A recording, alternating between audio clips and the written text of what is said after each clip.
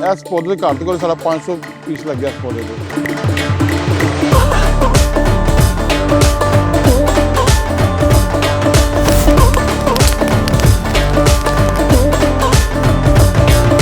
Belanja Testamento, apuin aja. Itu wakilannya dari Kementerian dia.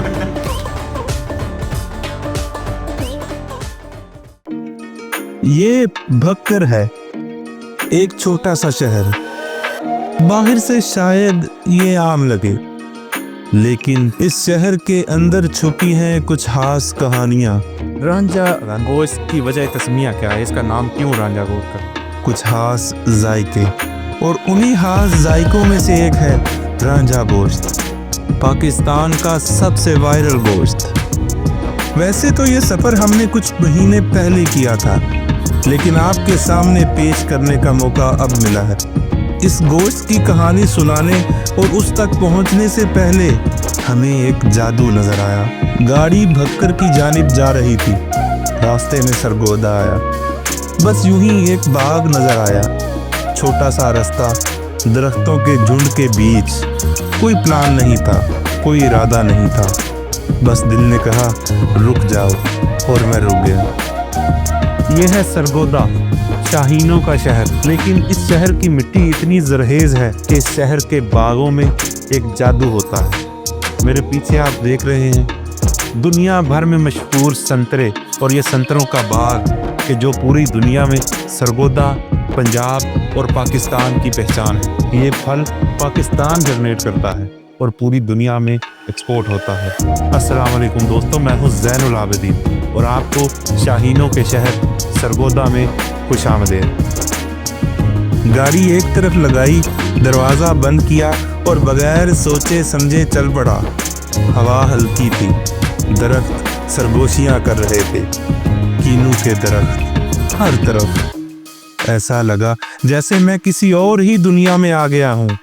न शोर न अफरा तफरी, बस एक खुशबू जो हर सांस के साथ अंदर तक उतर रही थी।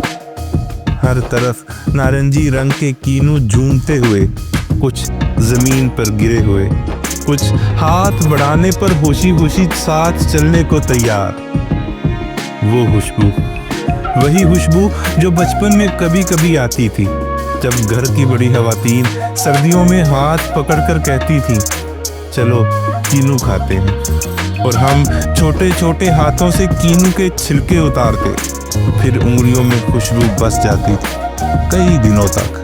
ताजी हुण अपनी मर्जी का माल्टा उतारो, विचों उन्होंने 2 पीस करो, पता लगे कि जनाब पंजाब का माल्टा कितनी जरहेज ज़मीन है सरगोदा की। पौधे के घर तो सारा 500 पीस लग गया इस पौधे पे, और सारा माशाल्लाह देखो तो देखो शायद देखो कितना, ये देखें, और इसका रस देखें,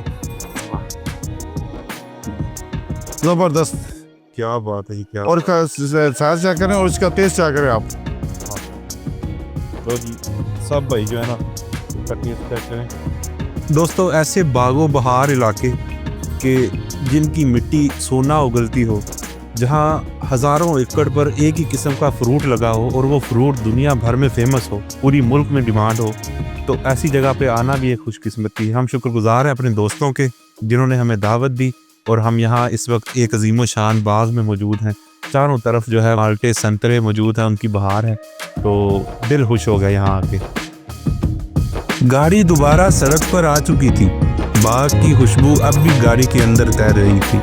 कुछ रास्ते खुशबू के साथ तय किए जाते हैं और कुछ धूप के साथ।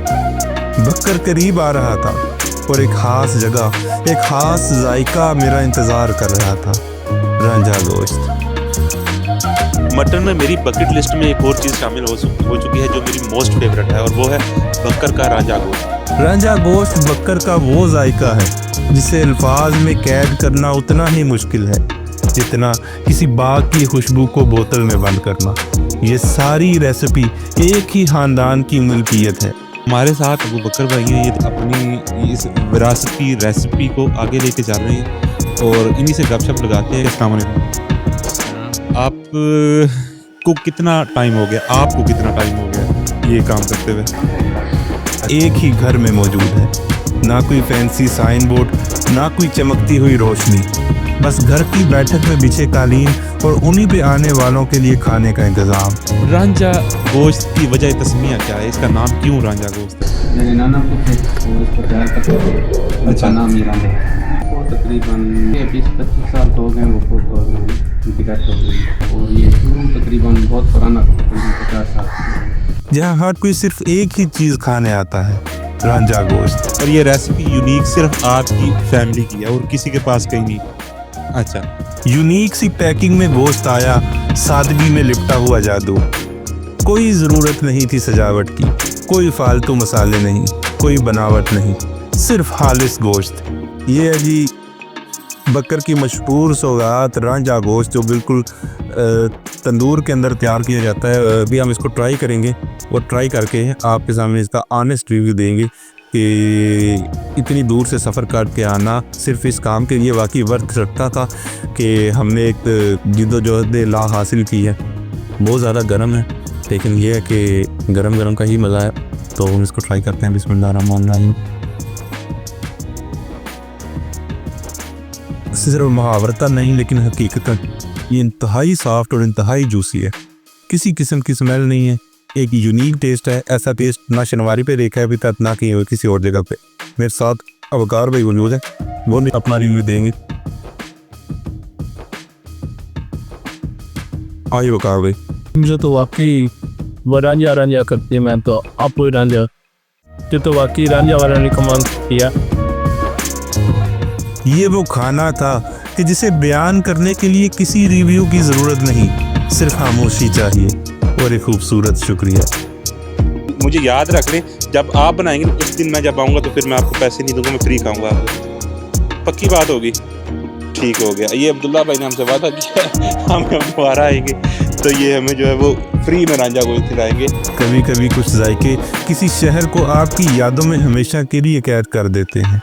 बकर अब मेरे लिए सिर्फ एक नक्शा पर निशान नहीं रहा, ये अब खुशबू है, जायका है, एक खामोश वादा है कि कभी वापस आऊँगा।